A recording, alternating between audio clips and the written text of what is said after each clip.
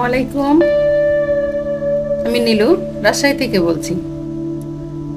বিগত মনে হয় 1 মাস পরে আপনাদের মাঝে ফিরে আসলাম আবার।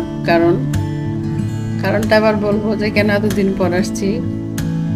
আমার শ্বশুর খুব অসুস্থ ছিল, এজন্য আমি মানে কি বলবো যে 4 দিন ছিল ইসলামী ব্যাংক হসপিটালে ভর্তি ছিল। তারপরে ওখানে খবর পাওয়ার পরে আমরা যাই, যে ওখান থেকে 4 দিন পরে নিয়ে আসি আমার বাসায়, যে এখানে কিছুদিন থাক আব্বা, দেখি কি হয়।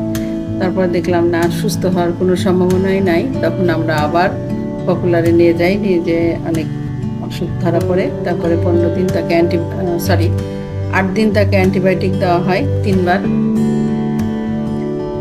দিনে 3টা করে।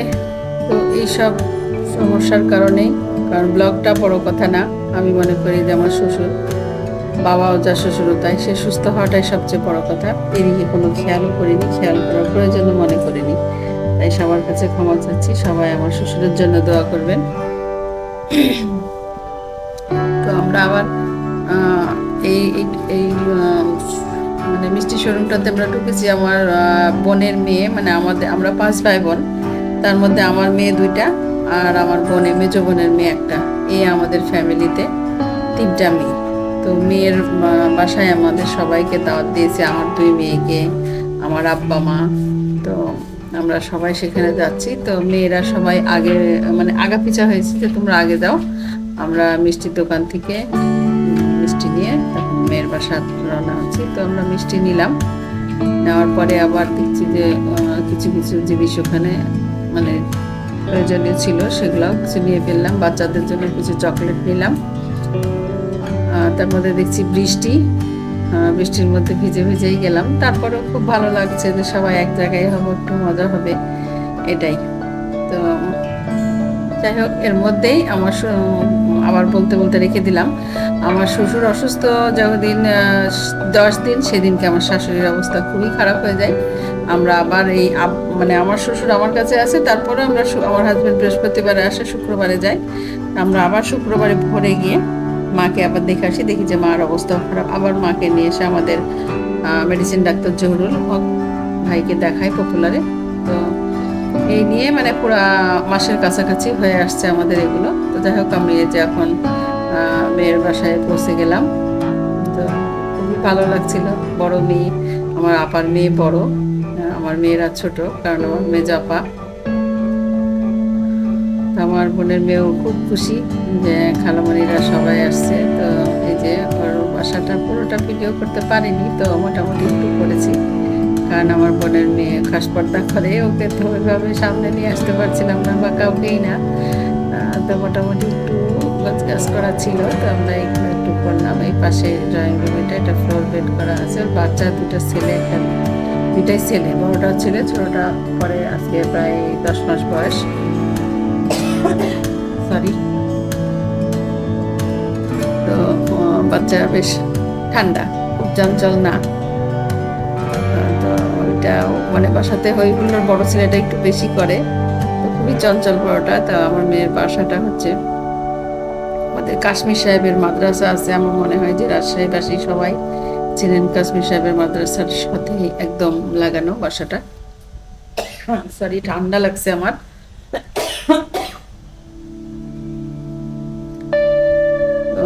ড্রয়িং রুমটা এখনো মানে বাচ্চার খেলনা, ওর অনেক খেলনা। তো এই মোটামুটি 3টা এখানে গাড়িগুলা রাখছে, এই বক্সগুলো সব ভর্তি।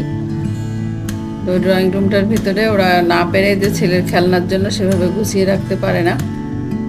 মোটামুটি এখানে সব মানে পাল্লা দিয়ে রাখার মতন রাখা। ছেলে বাচ্চারা একটু চঞ্চল, আর খেলাধুলার জন্য এটা ঠিক আছে যে বাসাটা অনেক বড়, একটু খেলাধুলা করতে ওদের ভালো হয়। আর প্রাইভেট টিচার আসলে তখন ড্রয়িং রুমে পড়ার জায়গাটা ছিল, তারপরে ডাইনিং। ওদের ড্রয়িং আবার, এটা ঠিক ড্রয়িং না, এটা একটা বেডরুম। ওদের ডাইনিং ড্রয়িং আবার তো ওইখানে একটু মানে হুজুর পড়াতে আসলে তখন সমস্যা হয়, কারণ এরকমের ভিতরে পড়ায়। যাই হোক, আমার জামাইয়ের বিন্দু হোটেলের ওখানে বড় শোরুম আছে ফার্নিচারের, বিশাল শোরুম। আলহামদুলিল্লাহ, জামাই মেয়ে খুশি থাকলে, সুখী থাকলে প্রতিটা বাবা মাই মানে কি খুশি যে হয়, যেটা বলে বোঝানোর মতো না। আলহামদুলিল্লাহ আমাদের 3টা মেয়ে খুব ভালো আছে। এটা আমার মেজো আপার ছেলে, বড় ছেলে, মানে প্রথমে ছেলে, তারপর মেয়ে, তারপর ছেলে, 2 ছেলে 1 মেয়ে। তো বড় ছেলেরই ছেলে এটা। তো খুবই মিশুক, মানে আমার নাম ধরেই ও ডাকে, রুবিনা আপু, রুবিনা আপু, এভাবে আমার ডাক নাম রুবিনা, তো এইভাবে ও ডাকে। তো আসলে খুব মানে বাচ্চারা যখনই মানে যার কারো কাছে আদর পায় তখন তাকে দেখা যায় যে আলাদাভাবে একটা ভালোবাসে ওরা। তো এই জন্য মানে আমার বোনের ছেলেরা আমার কাছে যে কি আদরের, যেটা বলে বোঝানোর মতো না। ছোট থেকে ওদেরকে মানুষ করাই, আমার বোনের মেজো আপার ছেলেরাও, ছেলে মেয়েরাও, আবার বড় আপার ছেলেরা, আমার বড় আপার মেয়ে নাই, তো ছেলে মেয়েদের জন্য পাগল হয়ে থাকি আমিও। কিন্তু বড় হয়ে যাওয়ার পরে ছেলে মেয়ে অনেক দূরে দূরেই হয়ে যায়, তখনই সম্পর্কটা অনেক দূরে হয়। যাক আলহামদুলিল্লাহ, তারপরে সবাই ভালো থাক। আমার বড় আপা মেজো আপার ছেলেও খুব মিশুক। আমার বড় আপার 4টা ছেলে, 4টারই মানে খুব লজ্জা, খুব অন্যরকম ওরা। এমনি খুবই ভালো, খুব ভালো, যেটা বলার মতো না, কিন্তু তার মধ্যে ওরা খুব লজ্জা। আর আমার মেজো আপার এই ছেলে, ওই যে দোলনাতে বসে আছে বড় ছেলে, আমরা যে কোনো, আমার বিশেষ করে যে কোনো একটা কথা হোক, কোনো একটা আলোচনা হোক, আমি সবসময় চেষ্টা করি ওর সাথে শেয়ার করতে, কারণ ওর বুদ্ধিটা অনেক অনেক আলাদা। কাউকে দেখা যায় এত সুন্দরভাবে বুদ্ধি দেয়, কাউকে কোনো কিছুতে নিরাশ করে না, বলে খালামণি এটা দিয়ে এটা হবে, এটা দিয়ে এটা করলে এটা হবে। তো আমরা আসলে ওকে একটু আলাদাভাবে ইয়ে করি।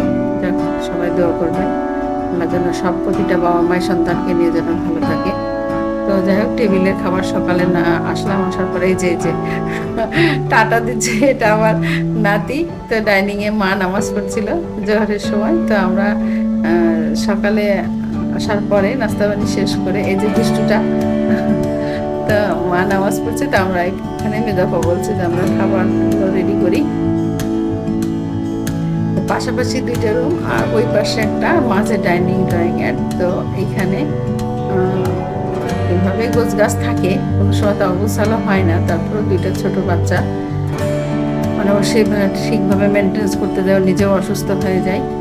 2টা বাচ্চাই, ছোটটা এখন একরকম আছে, বড়টা মারাত্মক চঞ্চল, যেটা মানে বলে বোঝানোর মতো না যে এত চঞ্চল থাকে ও। আমার বোনের মেয়েটা মাঝে মধ্যে অসুস্থ হয়ে যায় যে এই বাচ্চাদের দুষ্টামি। বাসাটা খুব সুন্দর জায়গায়, একদম রোডের থেকে সামান্য একটু ভেতরে। তো বাসা একদম রাস্তার ধারে হলো, ধুলা বালুতে আমরা যেরকম গোছ গাছ রাখি দেখা যায় যে গুছিয়ে রাখা যায় না। রুমগুলা খুব যে বড় সেটাও না। তো এই রুমে একটা আলমারি আছে, একটা খাট। আলমারিটা ময়মনসিং থেকে বানাইছিল। আসলে খুব মানে আমি তো সেই ফার্নিচারের মানুষ, আমার মানে এগুলো দেখতেই ভালো লাগে, গোছাতে ভালো লাগে। তো আলমারিটা রাখার পরে ওই পাশে দরজাটা খুলতে একটু সমস্যা হয়, তারপরে ওখানে অনেক কিছু দিয়ে রাখছে যাতে আলমারিটা নষ্ট না হয়। আমরা সবাই গৃহিণী যারা আছি, গোছ গাছ করা মানুষ, তারা সবসময় এটাই তো মনে করি যে কোথায় কিভাবে কি নষ্ট হচ্ছে না হচ্ছে। তো বারান্দাগুলা খালি আছে, আমি বললাম বাবা এগুলোতে গাছ লাগানো আছে ওর ওই পাশে। তো বলছে খালামণি এই বাচ্চা নিয়েই তো আমি শেষ, তা আবার গাছে কখন পানি দেবো? স্বাভাবিক, এটা হতেই পারে কারো বাচ্চা, কারণ ওরা যখন আমাদের ছেলে মেয়ে, মানে আমাদের 3 ভাই বোনেই কারো বাচ্চা কিন্তু একটু চঞ্চল ছিল না। চঞ্চল আমার আপার নাতিটাই একটু চঞ্চল। যাক আলহামদুলিল্লাহ, আস্তে আস্তে ঠান্ডা হয়ে যাবে। তো মাদ্রাসায় পড়েও, কিন্তু স্কুলে পড়ে না, কারণ আমার বোনের মেয়ে পর্দা করে হিসাবে ও ছেলেকে স্কুলে দেবে না, তো মাদ্রাসাতেই পড়াবে। আলহামদুলিল্লাহ, আল্লাহ যেন ওদের মনের আশা পূরণ করে, এই দোয়া সবাই করবেন। তো ডাইনিংয়ে ফ্রিজের পাশে ওয়াশিং মেশিনটা রাখছে, জায়গাটা ওরা এখানে এইভাবেই করেছে, বাড়িওয়ালা এইভাবেই করেছিল। তো এই যে এখানে আইপিএস এর আলমারিটা রাখা, এর ভিতরে আইপিএস রাখা, উপরে ওভেনটা রাখা, এটা একটু হাতের কাছে হয়ে গেছে। আসলে ভাড়া বাসা, এখানে দেখা যায় যে মানুষ যেভাবে করে তাকে আমাদেরকে ধরেন সেভাবেই, তখন সেভাবে গোছগাছ করে থাকতে হয়। তো এই যে রান্নাঘরের ভিতরে আমার সব রান্না বাড়ানে খুব ব্যস্ত ছিল। শুক্রবারের দিন ছিল, এই যে আমাদের বাবুটা পাঞ্জাবি পরে আছে, সবাই মোটামুটি মানে নামাজের জন্য রেডি হচ্ছিল। তো আমার বড় জামাই, ছোট জামাই সবাই এসি রুমের মধ্যে, বেডরুমে সব ছিল, এই জন্য মানে ওখানে ভিডিও করতে পারছিলাম না। তারপরেও একসঙ্গে 3টা জামাই, মানে তার মধ্যে আমার বড় আপা আবার তখন ছিল না, হঠাৎ করে গিয়েছিল বিয়ানের বাড়ি, বড় মেয়ের বড় ছেলের শ্বশুর বাড়ি। তো এই যে এটা বেডরুম, এটা মেয়ের বেডরুম। তো এটা বেশ মোটামুটি এটাও একটু গোছগাছ করে রাখা, কারণ আমার বড় মেয়ে মানে আমার মেয়ে খুব কড়া, দেখা যায় যে গোছগাছ নিয়ে একটু ধমকানো এটা সেটা করে, তখন বাচ্চা কাচ্চা একটু একটু ভয় পায় যে খালামণি বকবে। তো এই বেডরুমে একটা খাট রাখছে, একটা ড্রেসিং টেবিল, একটা আলমারিটা আসলে খুবই সুন্দর, আমার খুব ভালো লাগছে। আমি সেদিন যে আলমারিটা গুছিয়ে দিয়ে আসলাম, আর কারণ মনে হয় যে হাতের কাছে হলে আরও ভালো হয়। তো আমার মেয়েও মানে নিউ মার্কেটের ডান পাশে আর আমার বোনের মেয়ে বাম পাশে, এই ওদের অবস্থা, মানে দুই বোন দুই পাশে, মাঝখানে নিউ মার্কেট। তো ওরা তারপরেও যাতায়াত কমই হয়, তো যেটুকু হয় ওটুকুই, কারণ দুজনারই এটা আমার মেয়ে বোনের মেয়ে এখানে ভাড়া আছে, শ্বশুর বাড়ি হচ্ছে শিরোলে। আসলে দেখা যায় জিনিসপত্র বাচ্চা কাচ্চা ফার্নিচার এসব নিয়ে সব এক জায়গাতে গাদাগাদি করার চাইতে সবাই সবার মতন সেপারেট থাকাটা আমি মনে করি ভালো, কারণ এক জায়গায় থাকলে সম্পর্ক ভালো থাকে না। আবার ফ্যামিলির ব্যাপারও আছে, যে বাচ্চা কাচ্চা মানুষ করা এটা অন্যরকম হয়। যাক আলহামদুলিল্লাহ সবাই ভালো আছে এখন এইভাবেই। তো এই যে আলমারিটা আমার খুবই ভালো লাগছিল, আপনাদের কেমন লাগছে কমেন্টস অবশ্যই জানাবেন আলমারিটা কেমন হয়েছে। ওর খুব শখের আলমারি এটা, তো আমি এটা একটু আমার ক্যামেরায় ক্যাপচার করে রাখলাম। আলমারিটা আমরা গোছানোর কমপ্লিট হয়নি, তো মনে করছি রাত্রে আমরা আবার ছিলাম, যে রাত্রে থাকার পরে আসতেই দিবে না জোর, খালামণি একটা দিন আমার কাছে থাকেন। তা আমরা সবাই থাকছিলাম একটা দিন। আমি তো আবার সেই পচা মানুষ, মানে গরম সহ্য করতে পারি না, নিজের কাছেও খারাপ লাগছে যে এর মধ্যে সবাই থাকছি, মানে রুম বাসা অনেক বড়, কিন্তু আমি ওই যে এসি রুমের মধ্যে বসে থাকছি। আমি তো সেই মানে দুনিয়ার অপারেশনের মানুষ, আমি কোথাও যে খুব এগুলোতে খুব কষ্ট পাই, নিজের কাছেও খারাপ লাগে। তো যাই হোক, মেয়ের বাড়িতে বাসা ঠান্ডা ছিল, তার মধ্যে গরমও ছিল, খুব গরম। যার মধ্যে গিয়েছিলাম তার মধ্যে খুবই গরম। তো আপা অনেক রকম রান্না বাড়া করছে, আর আমার বোনের মেয়ে রান্নাতে খুব এক্সপার্ট, মানে কোনটা কি রান্না, কি খাবে, কি করবে, মানে সবসময় সব কিছু এটা নিয়ে ব্যস্ত। এই যে এটা আমার নাতি, আমার বড় মেয়ের বাবু, এই যে দোলনাতে রাখা হয়েছে, তো খুব মজা পাচ্ছে দোলনাটা। আমি আবার বলছি যে আমার বাবুর জন্য এটা একটা নিব না, জামাই শোরুম থেকেই। তো ইনশাল্লাহ কেমন হয়েছে, এটা আমার ছোট মেয়ে, মনে হয় ভালো লাগছে। এই যে আমরা সবাই বসে আছি, আমার বড় জামাই, আমি আর জানি না যে আমাদেরকে এইভাবে ক্যামেরায় নিয়েছে, আমি পরে দেখছি অবস্থা। যাই হোক, সবাই খারাপ লাগলে ওটা মানে খারাপ মন্তব্য করবেন না, যাই হোক এইভাবে, কারণ আমার বড় জামাই খুব ভালো। খুব ভালো বলতে কেমন, মানে যে নিজের ছেলেরা যেরকম দাবি নিয়ে কথা বলা যায়, দাবি নিয়ে চলা যায়, আলহামদুলিল্লাহ আল্লাহ অনেক সুন্দর একটা জামাই দিয়েছে, মানে মনের দিক থেকে সে খুব সুন্দর। আর তারপরে মানে যে কোনো কিছু তার সাথে আমার ফ্যামিলির সব কিছু আমরা সেভাবে বলতে পারি, করতে পারি, কাজ করতে পারি, সব কিছু। আল্লাহ যেন সবার ঘরে ঘরে এরকম জামাই মেয়ে সুখে থাকে, সবার জন্য আমি দোয়া করি, সবাই আমার জন্য আপনারা দোয়া করবেন। যাই হোক, টেবিলটা একটু হালকা পাতলা আমরা গুছিয়ে নিলাম। এত কষ্টের ভিতরে ব্লগটা দিচ্ছি। আমি 1 মাস পরে মানে শ্বশুরকে বাসায় পৌঁছায় দিয়ে আসছি, আগের দিন দিয়ে আসছি। শাশুড়িকে আমার যা এসেছিল, যা ছিল 2 দিন, ডাক্তারখানায় নিয়ে যাওয়া নিয়ে আসা সব কিছু। তো যাই হোক, এখন আমার শাশুড়িকে আগের দিন 2 দিন আগে পাঠাইছি, তারপর আমার শ্বশুরের ইনজেকশন কমপ্লিট হওয়ার পরে একদিন সে সুস্থতা বোধ করেছে, তারপর তাকে বাসায় পৌঁছে দিয়ে এসে যে আমি ব্লগটা দিচ্ছি, যে আমার এতদিন পরে। সবাই আমাদের জন্য দোয়া করবেন, ভুল ত্রুটি করে ক্ষমা সুন্দর দৃষ্টিতে দেখবেন।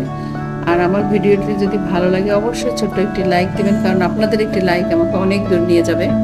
আমি আশা করি আপনারা আমাকে নিয়ে যাওয়ার জন্য, অনেক দূর নিয়ে যাওয়ার জন্য অবশ্যই সহযোগিতা করবেন।